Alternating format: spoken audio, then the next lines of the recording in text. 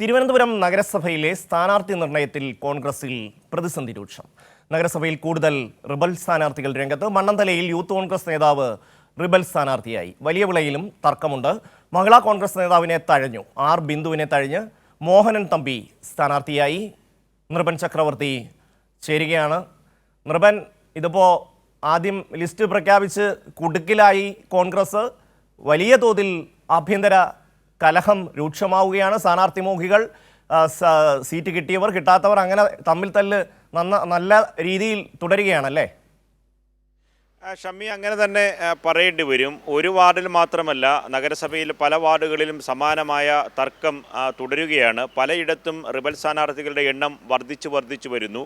പുഞ്ചക്കരിയിൽ നമ്മൾ നേരത്തെ തന്നെ കഴിഞ്ഞ ദിവസങ്ങളിൽ റിപ്പോർട്ട് ചെയ്തതാണ്. AG കൃഷ്ണവേണി എന്ന മഹിളാ കോൺഗ്രസിൻ്റെ ജില്ലാ ജനറൽ സെക്രട്ടറി പ്രവർത്തനങ്ങൾ ആരംഭിച്ചു. തൊട്ട് പിന്നാലെ ഇപ്പോൾ മണ്ണന്തലയിൽ പുതിയൊരു റിബൽ സ്ഥാനാർത്ഥി കൂടി വരുന്നു. അത് യൂത്ത് കോൺഗ്രസിൻ്റെ മണ്ഡലം മുൻ ഭാരവാഹിയും ഒപ്പം തന്നെ ബൂത്ത് പ്രസിഡൻറ്റും ഒക്കെ ആയിട്ടുള്ള ഷിജിൻ കെ ജയനാണ്. കണ്ണൻ എന്ന് വിളിക്കുന്ന ഷിജിൻ അവിടെ ഇന്ന് രാവിലെ തന്നെ അതിൻ്റെ പ്രവർത്തനം ആരംഭിച്ചു. അവിടെ വനജ രാജേന്ദ്ര ബാബു എന്ന കോൺഗ്രസിൻ്റെ നിലവിലുള്ള കൗൺസിലർ തന്നെ വീണ്ടും മത്സരിക്കുകയാണ്. ജനറൽ സീറ്റാണ്. ആ ജനറൽ സീറ്റിൽ വീണ്ടും വനിതയെ വർദ്ധിപ്പിക്കുന്നു. ഈ വനജയും അവരുടെ ഭർത്താവായിട്ടുള്ള കോൺഗ്രസ് നേതാവ് രാജേന്ദ്ര ബാബുവും കഴിഞ്ഞ 30 വർഷമായി ഭാര്യയും ഭർത്താവും മാറി മാറി മത്സരിക്കുകയും ഇടയ്ക്ക് പരാജയപ്പെടുകയും ഇടയ്ക്ക് വിജയിക്കുകയും ചെയ്യുന്ന വാർഡാണ് മണ്ണന്തല.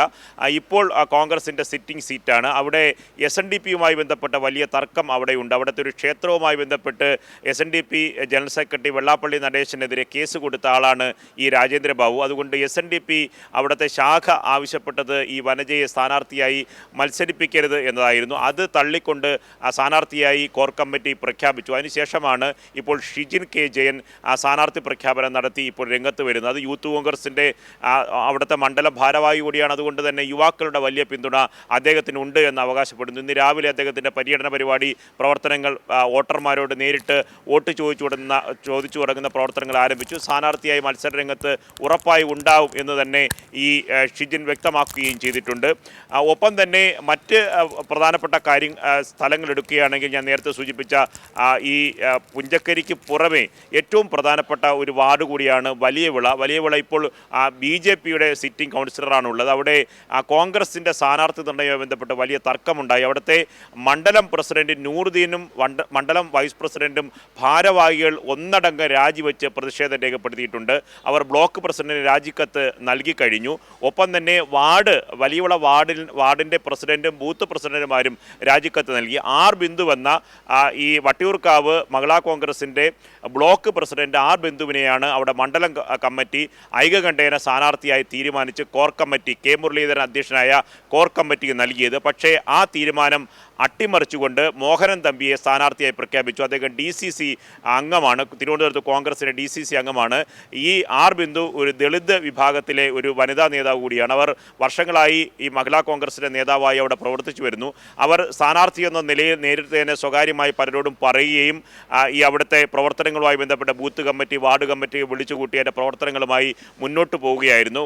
AICCയുടെ പ്രധാനപ്പെട്ട നേതാക്കൾ, കേരളത്തിൻ്റെ ചുമതലയുള്ള നേതാക്കളെല്ലാം ആ മണ്ഡലത്തിലെ ഗൃഹസന്ദർശനം അടക്കമുള്ള പരിപാടികൾക്ക് നേതൃത്വം നൽകിയപ്പോൾ അതിനൊക്കെ നേതൃത്വം വഹിച്ചത് ഈ ആർ ബിന്ദുവായിരുന്നു. ആർ ബിന്ദു സ്ഥാനാർത്ഥി ആകുമെന്ന് ഏറെക്കുറെ ഉറപ്പിച്ച ഘട്ടത്തിലാണ് ഇപ്പോൾ അപ്രതീക്ഷിതമായി കോർ കമ്മിറ്റി പുതിയ ആളിനെ മോഹനൻ തമ്പിയെ പ്രഖ്യാപിച്ചത്. അതിൽ നിന്ന് വലിയ തരത്തിൽ പ്രതിഷേധമുണ്ടായി. ഇപ്പോൾ ഈ കോൺഗ്രസിൻ്റെ സ്ഥാനാർത്ഥി ഔദ്യോഗികമായി പ്രചരണവും ഫ്ലക്സും ഒക്കെ പ്രചരണം ആരംഭിച്ചു. പക്ഷേ അവിടെ മണ്ഡലം കമ്മിറ്റി ഓഫീസ് പൂട്ടി നൂറുദ്ദീൻ രാജിവെച്ച് പോയി. കഴിഞ്ഞ ദിവസം സ്ഥാനാർത്ഥി മോഹനൻ തമ്പി തന്നെ ആ പൂട്ട് അടിച്ച് തകർത്ത് മണ്ഡലം കമ്മിറ്റി ഓഫീസ് പിടിച്ചടക്കി. അങ്ങനെ വലിയ തരത്തിലുള്ള പ്രശ്നം വലിയവിളയിൽ നിലനിൽക്കുകയാണ്, പുഞ്ചക്കരി നിലനിൽക്കുകയാണ്, പൗണ്ട് കടവിൽ നിലനിൽക്കുകയാണ്. ചെറുവക്കലിൽ ഒരു സ്ഥാനാർത്ഥിയെ പഴയ ശിവസേനയുടെ പ്രവർത്തകൻ ഈ അടുത്ത് കോൺഗ്രസിൽ വന്ന ഒരാളിനെ നേതാവായി ബ്ലോക്ക് ഭാരവായി നിശ്ചയിച്ചിരുന്നു. അദ്ദേഹത്തെ തന്നെ ഇപ്പോൾ അവിടെ സ്ഥാനാർത്ഥി. അദ്ദേഹം ബോംബ് കേസിലടക്കം പ്രതിയാണ്. ബോംബ് ജയനന്തോ മറ്റോ ആണ് അദ്ദേഹത്തെ വിളിക്കുന്നത്. അദ്ദേഹത്തെ ചെറുവക്കലിൽ സ്ഥാനാർത്ഥിയാക്കി. അവിടെ മെഡിക്കൽ കോളേജ് മുൻ കൗൺസിലറായിട്ടുള്ള ശ്രീകുമാർ വലിയ തരത്തിലുള്ള പ്രതിഷേധം രേഖപ്പെടുത്തി. അദ്ദേഹം നേതൃത്വത്തെ അറിയിച്ചു. DCC അധ്യക്ഷനെയും പ്രതിപക്ഷ നേതാവിനെയും ഒക്കെ തന്നെ തൻ്റെ നീരസം അറിയിച്ചിട്ടുണ്ട്. അദ്ദേഹത്തിനോട് തൽക്കാലം തരം അനുനയ നീക്കമാണ് മുന്നോട്ട് വച്ചിട്ടുള്ളത്. KPCC ജനറൽ സെക്രട്ടറി ആയിട്ടുള്ള മണക്കാട് സുരേഷിൻ്റെ കോർ കമ്മിറ്റി ചെയർമാൻ രാജി, കഴിഞ്ഞ ദിവസങ്ങളാണ് സണ്ണി ജോസഫും ഒപ്പം തന്നെ ദീപാദാസ് മുഷിയും അദ്ദേഹമായി ചർച്ച നടത്തി. നിയമത്ത് വലിയ തരത്തിലുള്ള തർക്കമുണ്ട്. അതുകൊണ്ട് കോൺഗ്രസിന് ആദ്യഘട്ടത്തിൽ സ്ഥാനാർത്ഥിയെ പ്രഖ്യാപിച്ചു എന്ന അവകാശവാദവും വീമ്പ് പറച്ചിലുമൊക്കെ ഉണ്ടായിരുന്നുവെങ്കിലും അടിമുടി തർക്കമാണ്, പലയിടത്തും പ്രതിഷേധമാണ്, കൂട്ടരാജിയിലേക്ക് പല വാർഡുകളിലും ഡിവിഷനുകളിലും മണ്ഡലം കമ്മിറ്റികളിലും പോയിക്കൊണ്ടിരിക്കുകയാണ്. ഷമി.